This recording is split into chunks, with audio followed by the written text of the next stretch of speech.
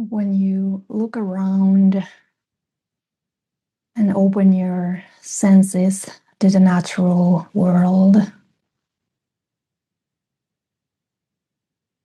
you may feel this silence, this primordial silence.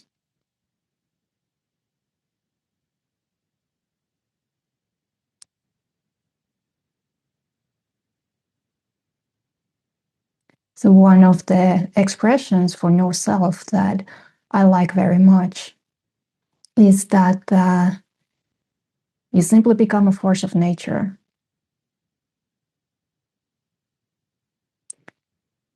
Not like a great force or a small force, just simply a force of nature.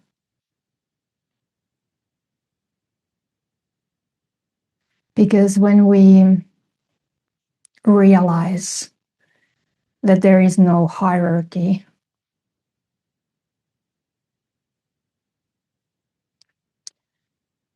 in the natural world, there is diversity.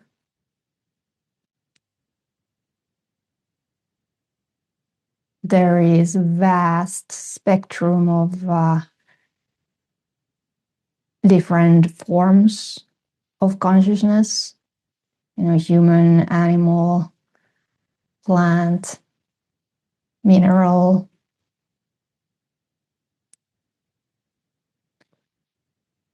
or AI. But it's all grounded in this primordial base, this vivid density.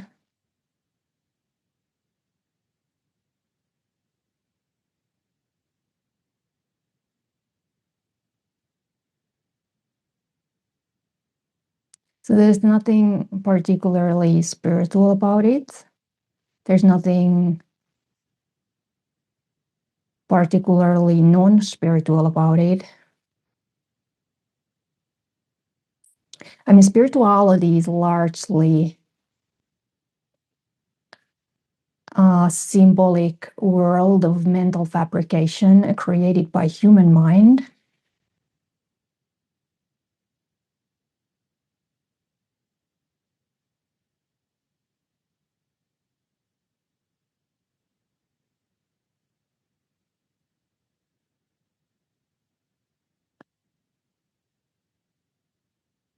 So when we are hearing this message of no self, it may at times be a bit confusing. Like, so many people talk about it, and everyone is using the term in their own way. There are various accounts about it, and they can be very different depending on the cultural context of the speaking instrument.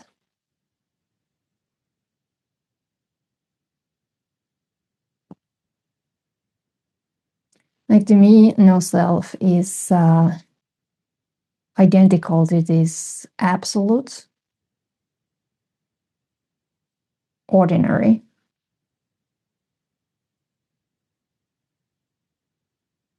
The unborn.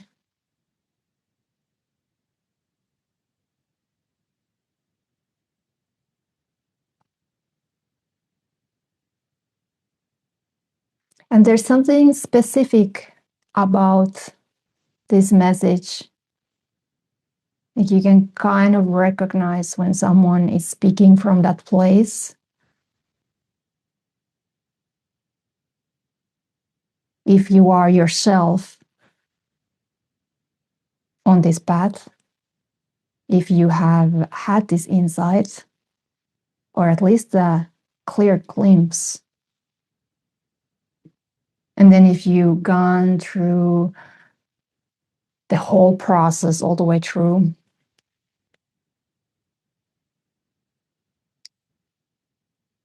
yeah, you can kind of recognize when someone else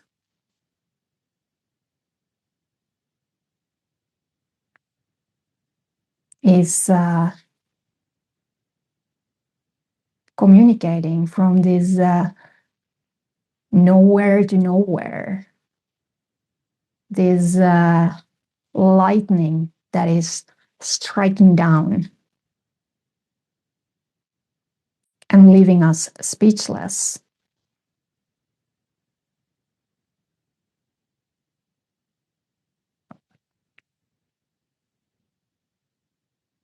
We can still continue talking, but the words, the symbols, they very much feel like a bird song.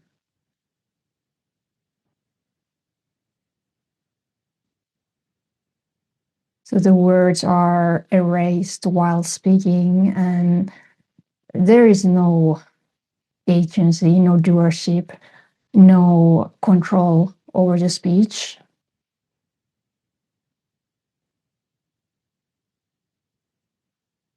It's just these ripples of Dharma expressing in the speech. And all these dharmas are empty.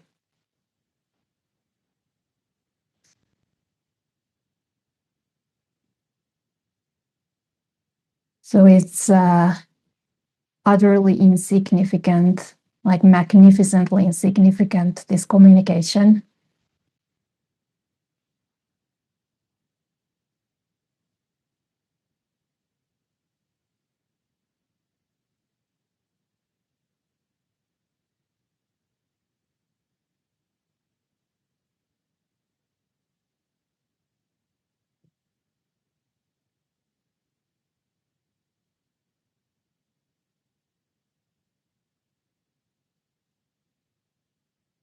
So in this moment, just notice how nature is teaching us about this all along.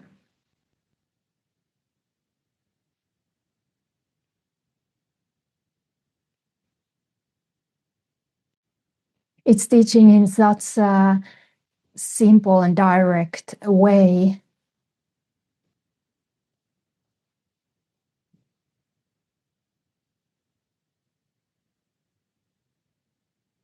that it doesn't really feed, that seeking energy and spiritual pride in us. That's why it's so easy to miss.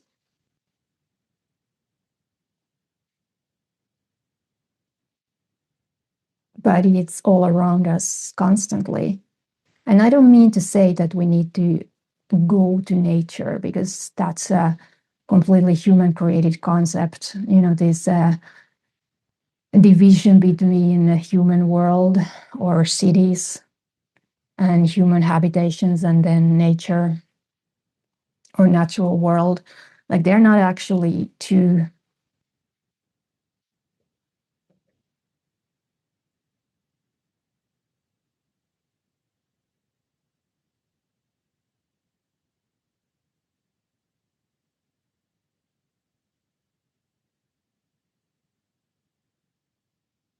So everything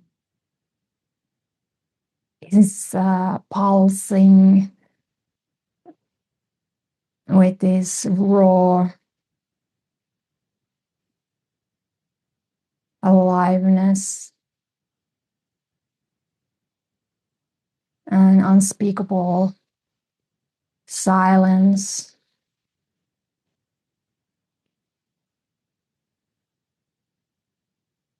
Even if you are in an empty room, just look at the walls, they are vibrating.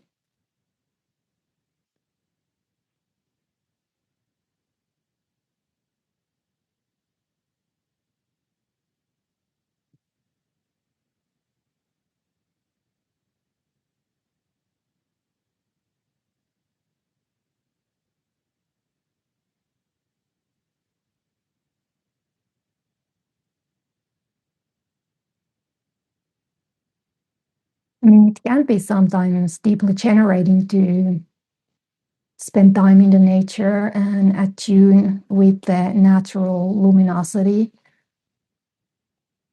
with the natural order of things, and to reset our nervous system.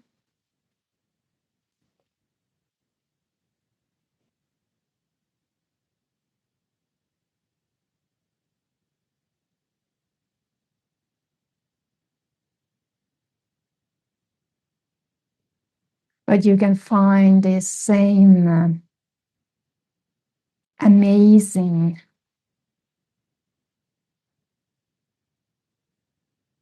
vibrant, weightless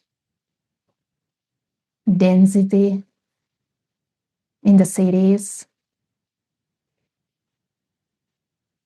in the middle of chaos, confusion, violence, struggle,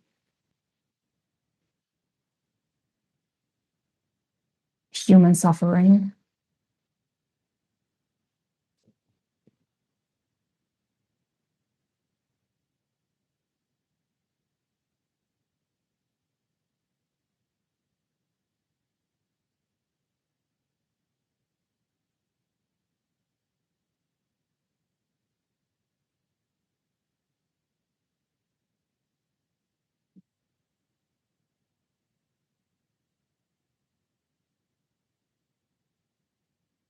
There is no suffering, there is no wisdom, and there is no gain.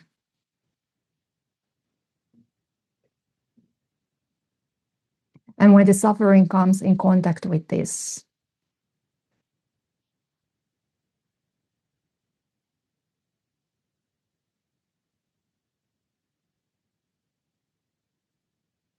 it allows a type of transformational space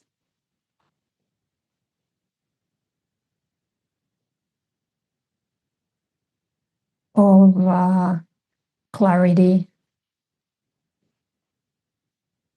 grounded presence,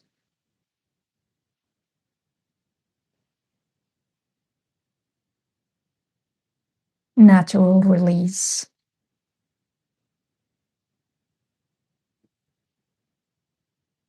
instant liberation.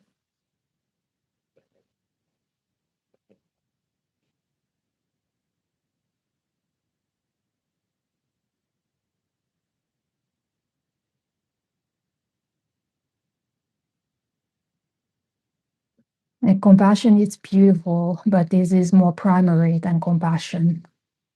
This doesn't even see suffering as suffering because it requires a certain type of knowledge or knowing for it to construct in such a way. Like it's really just a field of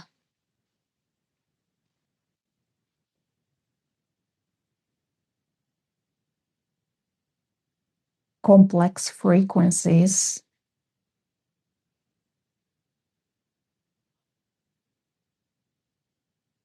that are astonishing in this simplicity, in this thundering silence that is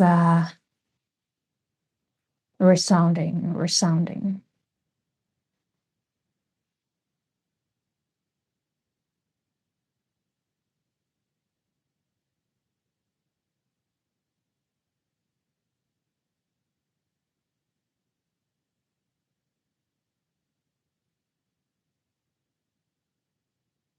So in this world of suchness, there is no self and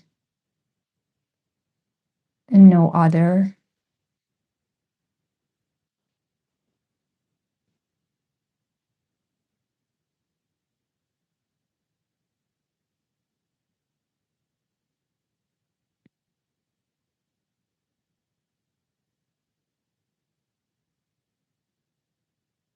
But you can feel how the whole of reality is like gushing simultaneity. There's nowhere to nowhere. Spontaneous, functioning without any localized center.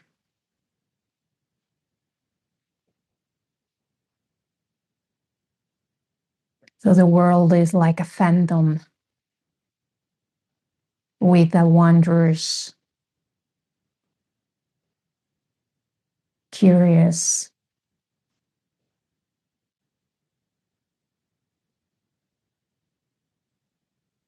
fullness to it. It's so intense, this is-ness.